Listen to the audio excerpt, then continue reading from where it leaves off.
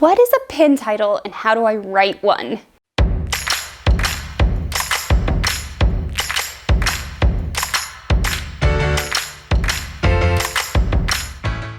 You're in luck if that is what you are here for, because today's video is just about pin titles and how to effectively write them for your own Pinterest marketing strategy. So why don't we just dive right on into pin titles and what they are and how to write them and make them strategic and all of that jazz. So first things first, what is a pin title? Pin title is just that. Think of it as like your blog title, or like that title that you put in the very first line of your Instagram posts, things like that.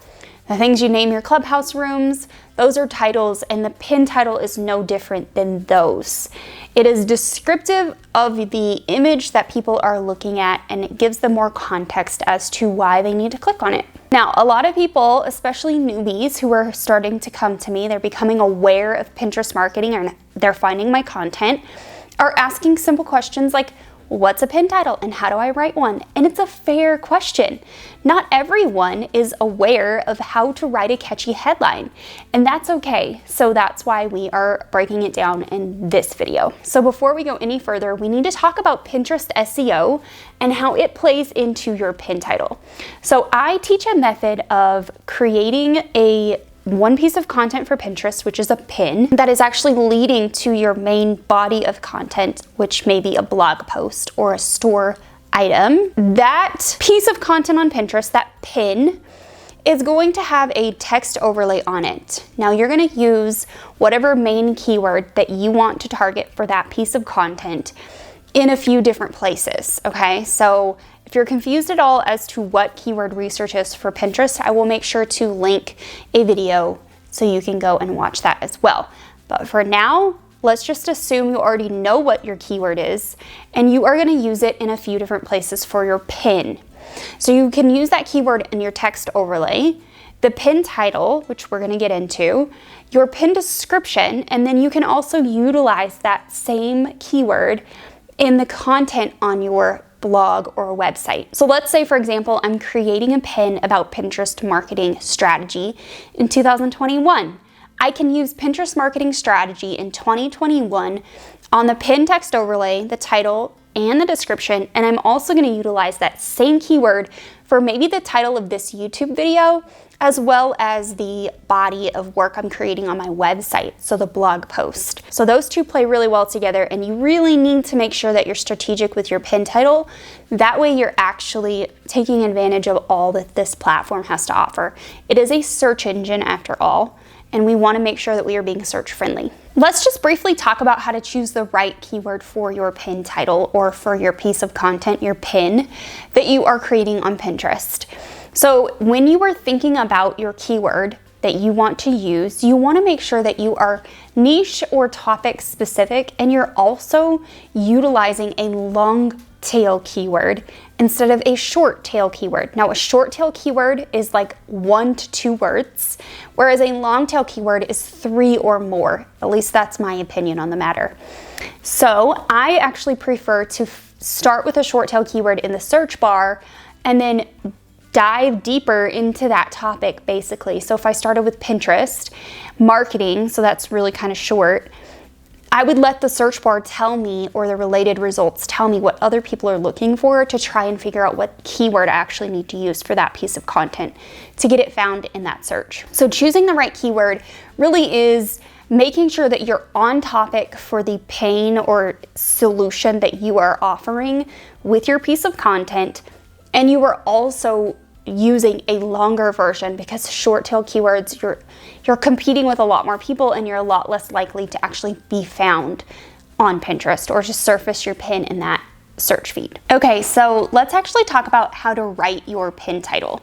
Now, I am not going to take full credit for this idea, because I actually found this idea when I actually found this person when I started blogging back in 2016. Now, I don't know if that's when I found Jeff, but I definitely found him when I was in the midst of trying to grow my mom blog. And that was I started that in 2016.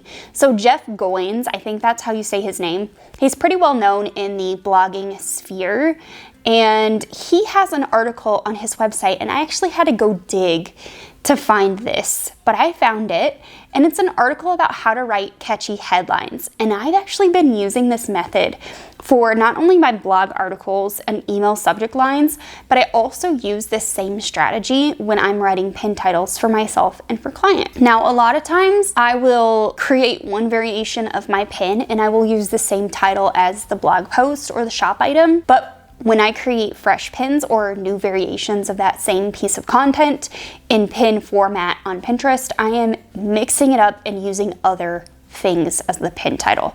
I am trying to give people a reason to click on my image. My image alone may not stand up to actually telling the person why they need to click. They may need to see more, and that's where your pin title can really come in. So Jeff Goins in this blog post, and I will make sure to link it down below, actually writes about this method, this formula he uses to create catchy headlines. And basically his formula is simple. It's using a number and some sort of power word with an adjective, and then you add on a keyword, and then you put in some sort of promise at the end. So I've tweaked this over the years to be my own formula, to be my own format, and this is mine. There's actually two variations of this. So number and power kind of adjective, with the keyword being closer to the beginning, and then my promise on the end. So that's more like Jeff's. And then the second variation is power word. I think he calls it a trigger word. I call them power words with the adjective, and then my keyword and power statement on the end. So it's very similar, the lines are gray, right? But I've tried to tweak it and make it work for Pinterest. So I actually have a few examples of what I mean by this that I pre-wrote for this outline for this video. And I'm also going to rattle off a few adjectives that you can use, and you can do your own research and look for other adjectives. I actually went to the search bar and typed in is fill in the blank an adjective because I was never strong at grammar in grade school, okay? It was not my strong suit. I actually just didn't care about it. So I actually had to look up and make sure the words I were using were adjectives, and they were, but still, it's funny nonetheless. So some adjectives that you can use that I actually use quite often, and Jeff actually has some examples in his own blog post, I'll make sure to link it, are expert, epic, fun, free, essential, affordable, cheap. There's all kinds of adjectives that you can use, that you can really use to describe that pin image. Here are my examples. The first example I chose, or that I wrote, was 5 epic hikes in Colorado that you'll never forget. So my keyword in this phrase are epic hikes in Colorado. It's actually hikes in Colorado is my keyword, but epic really gives it some punch. It really just slaps some steam on there. Makes it sound so much better, right? The second example is 9 affordable, easy weeknight meals that your family will love. I'm always looking on the platform for easy weeknight meals. I know that that is a keyword on the platform. I didn't have to go and double check to see if it was a keyword, but the other items I just added on. So the other words. So 9 easy weeknight meals your family is going to love. Super great pin title. Who doesn't want to find 9 easy meals? That's a whole week's worth of dinners right there, and I get 2 pre-planned for next week. So this example actually comes from a Pinterest audit that I've been working on, and it's in the baby niche. So 10 essential baby items every new mom should ask for. So the keyword here is essential baby items. That's a highly searched term with millions of monthly searches every single month. And who doesn't need easy baby shower ideas or easy gift ideas for new moms? Or new moms, who doesn't want a list already put together for them of super amazing baby products that I should just go ahead and add to my baby shower list, right? And this is actually for a client of mine too, who's in the animal niche. I run their Pinterest ads. The best potty training tips for indoor puppies. Okay, so this client sells a specific dog product that is amazing, by the way, and it would actually really help and aid in potty training for puppies. I'm using power words like best or essential or affordable or fun, epic. Those kinds of words really just spice things up and bring more interest to the bland pin titles that I typically see on the platform. So it's your turn now to give this a try. So I'm gonna link some resources down in the description of this video, and eventually when the blog post gets published, they will also be there. They are different lists of words that you can use, the article that Jeff Goins wrote, as well as my suggestions. There are a few other questions that I got around pin titles, and I'm just gonna hammer through them really quickly. Number one, how do I write a pin title on Pinterest? It's right inside the pin builder, and you can see right here in this image, the different areas that you would need to fill in the pin builder. The first area is your Pinterest image, obviously. The second is that pin title, that's the box at the very top. The third is your Pinterest description, and the fourth is your URL. Now, the last thing you need to do to optimize that pin is obviously add a board to it, and then you pin it, and that's it. So that is how you do it in the pin builder on Pinterest. Now, if you're also using Tailwind, then you can use their pin builder, and it's the same thing. So you actually upload your Pinterest image to Tailwind Drafts, or you bring it in with the Chrome extension. And you can see here by this screenshot, all of the Pinterest images I actually have pre-loaded in, and they came across because they came with a URL. I pinned them from my site. It already came with the pin title pre-written, and that is the blog post title. Now, you don't have to use the blog post title or the shop title. You can customize your own, and that's what this whole video is about. So these images actually came across with the blog post image. I can actually remove those. The next box below that, which is filled in, there's a couple sentences in each one, is your description. You get up to 500 characters, and then your third box, if you need to change it, if the URL came in wrong or you put the wrong one in, is the URL. So as you can see by both options, Tailwind and Pinterest, you can fill in and pre-write that pin title before you actually publish anything to the platform. And the last question, which I just covered, is does my pin title need to be the same as my shop listing or my blog post? No.